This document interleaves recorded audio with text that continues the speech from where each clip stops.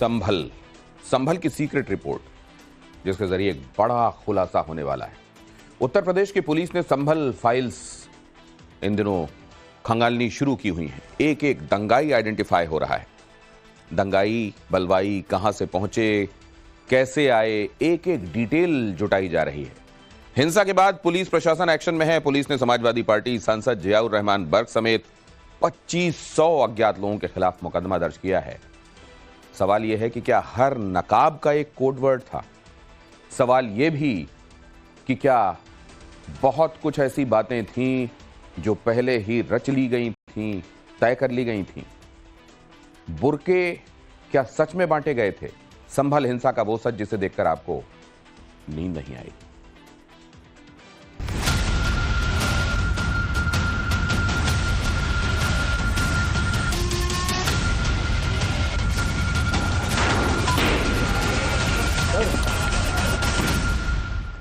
दो मुंह वाले धारदार चाकू, देसी कट्टे, गली गली पत्थर, सकरी गलियां, बेखौफ चली गोलियां।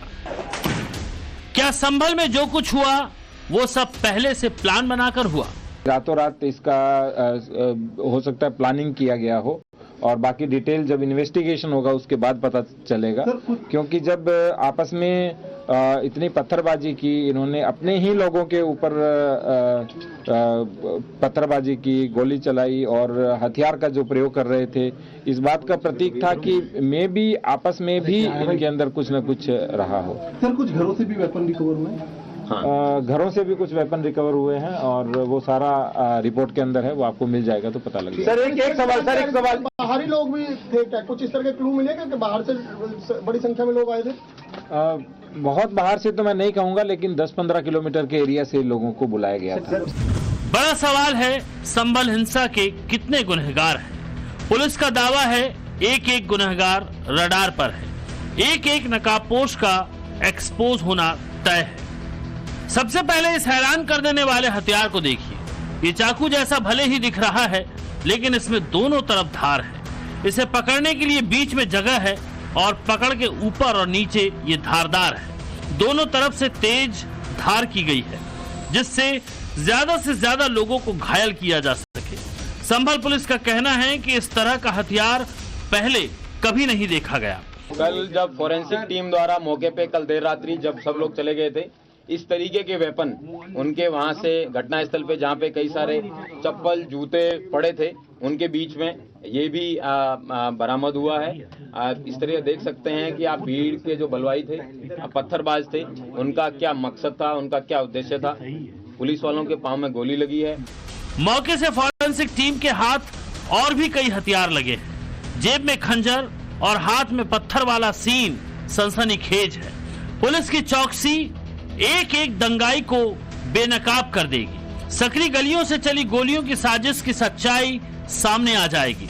पुलिस ने ठान लिया है, संभल में शांति के दुश्मन नहीं बचेंगे। एक एक दंगाइयों की तस्वीर आ चुकी है, कैमरे में कैद हो चुकी है। एक एक की शिनाख्त होगी, एक एक नकाबपोश के चेहरे से नकाब हटेगा। पत्थर फेंकने वाले जहां भी छिपे होंगे, वहां से निकालकर पुलिस सबको सबक सिखाएगी। शुरुआती इन्वेस्टिगेशन में जो पता चला है उसके मुताबिक पत्थरबाजों ने 3 ग्रुपों में टीम बनाई थी। ग्रुप बनाकर हिंसा को अंजाम दिया गया। पहले ग्रुप ने पत्थरबाजी की, दूसरे ग्रुप ने आगजनी की, तीसरे ग्रुप ने नक्काशी इलाके में पथराव किया। पथराव में महिलाओं और बच्चों का इस्तेमाल हुआ। पुलिस के मुताबिक घर की छतों से भी फायरिंग हुई। सिर्फ यही नहीं, पत्थरबाजी वाले घरों से हथियार भी मिले हैं। संभल की सीमा सील है।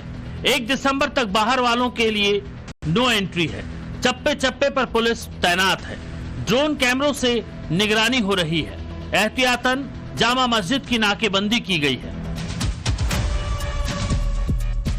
वहीं दूसरी ओर संभल पर सियासत भी टॉप गियर में है। संभल हिंसाकांड पर सियासी रोटियां सेकी जा रही हैं। प्री प्लान घटना है और अफसोस की बात यह है कि इसमें खास तौर से मुस्लिम समाज के लोगों को जो टारगेट कर करके काम किया जा रहा है इस प्रदेश और देश के अंदर, इससे ज़्यादा बुरा हाल शायद आज़ादी के बाद में कभी नहीं हुआ होगा। दोबारा सर्वे करने का मतलब क्या बनता था? अगर एक बार सर्वे कंप्लीट हो गया, दोबारा सर्वे करना चाहते थे तो कोर्ट का आदेश लाते, लेकिन फिर भी उन्होंने सर्वे किया और जो लोग वहाँ पर थे। जब सर्वे के लिए ये लोग अंदर पहुंचे तो मॉब के साथ में जय श्री राम और उसके नारे लगाते हुए। हिंसा के बाद पुलिस प्रशासन एक्शन में है। पुलिस ने समाजवादी पार्टी सांसद जियाउर रहमान बर्क समेत 2500 अज्ञात लोगों के खिलाफ मुकदमा दर्ज कर लिया है। संभल मामले में अब तक 7 FIR हुए हैं। 2500 अज्ञात लोगों के खिलाफ केस दर्ज हुआ है। 25 से ज्यादा लोग गिरफ्तार हुए हैं। हिंसा में 4 लोगों की मौत हुई है, 20 से अधिक जख्मी हुए हैं।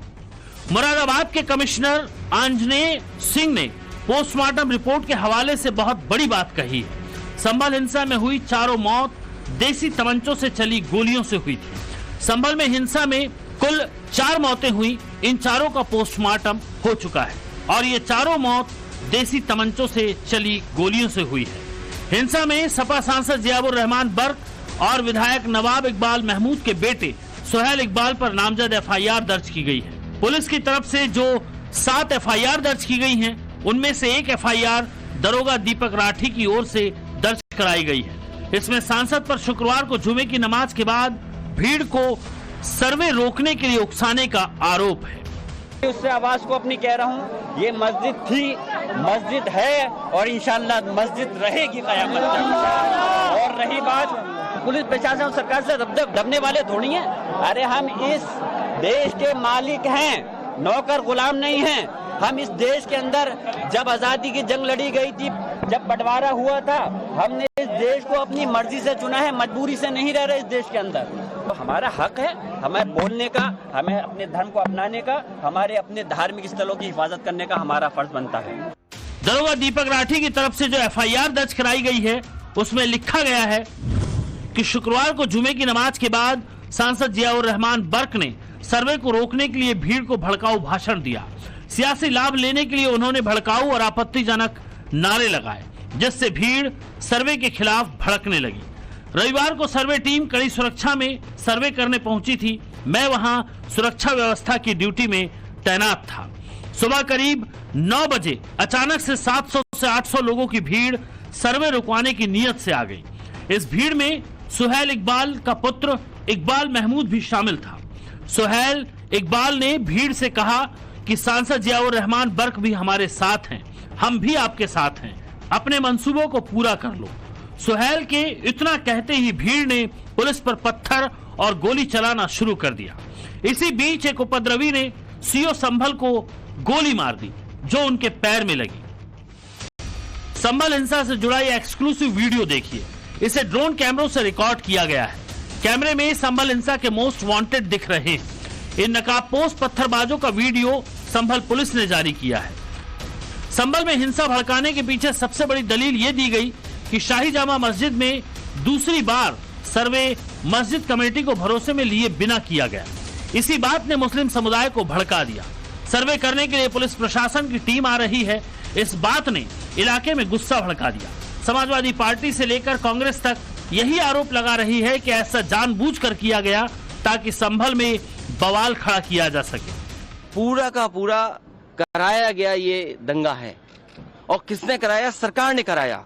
जो घटना हुई है, हमारे सांसद जियाउर रहमान जब संभल में ही नहीं थे और उसके बावजूद भी उन पर FIR दर्ज करना, ऐसा उदाहरण कभी किसी को मिला होगा देखने को, सुनने को? एक पुलिस ऑफिसर ये कह रहा हो कि नेता बनना छोड़ दो, नेताओं का सहारा लेना छोड़ दो। किसके लिए भाषा थी वो? और मैं ये कहना चाहता हूँ, हालांकि सब जानकारी आपके पास है, दुखद है कि नईम जैसे नौजवान की जान चली गई, बिलाल की जान गई है, रोमान की जान गई है, कैफ, अयान, और इसमें से कुछ कम उम्र के भी हैं। लेकिन हकीकत नवभारत के कैमरे में कैद है। ड्रोन के फुटेज से उपद्रवियों की पहचान की जा रही है। CCTV फुटेज से भी आरोपियों की पहचान हो रही है। आरोपियों के खिलाफ NSA के तहत कार्रवाई के आदेश हैं। 19 नवंबर 2024 को पहला सर्वे शांतिपूर्ण तरीके से पूरा हुआ। 22 नवंबर 2024 को सर्वे के बाद शांतिपूर्ण तरीके से जुमे की नमाज अता की गई। लेकिन सिर्फ 2 दिन बाद 24 नवंबर 2024 को दूसरे सर्वे के वक्त किसने हिंसा भड़काया, ये बहुत बड़ा सवाल है। शाही जामा मस्जिद का सर्वे रोकने के लिए इतने कम समय में सैकड़ों की तादाद में दंगाई कहां से इकट्ठा हो गए। उनके निशाने पर सर्वे के लिए पहुंची प्रशासन और पुलिस की टीम थी, जिसकी 3 तरफ से पहले से ही घेराबंदी की गई। फिर गलियों की आड़ लेकर हिंसक बवाल किया गया। संभल हिंसाकांड को लेकर यह माहौल बनाया जा रहा है कि शाही जामा मस्जिद के सर्वे का इलाके के मुस्लिम विरोध कर रहे हैं। इसी वजह से उनके अंदर गुस्सा पनपा। संभल में जो हुआ वो उसकी प्रतिक्रिया थी, लेकिन हकीकत इसके उलट है। संभल में जब बवाल छिड़ा हुआ था तब मौके पर मौजूद नवभारत रिपोर्टर गौरव श्रीवास्तव वहां के मुस्लिम तबके का मन टटोल रहे थे। यही तो कानून से काम हो रहा है, कानून का होने दो, जो होगा देखा जाएगा। तो इनको किसने कह दिया कि कुछ गलत हो रहा है? तो देखो जाने क्यों खड़ा करा, इनको किसने समझा दिया? सर्वा हो रहा होने दो, कोई ऐसी वैसी बात थोड़ी ना। जो होगा कोर्ट के आदेश सबके सामने होगा। आपके सदर है, मस्जिद के वकील हैं, अंदर हैं, सही बात है।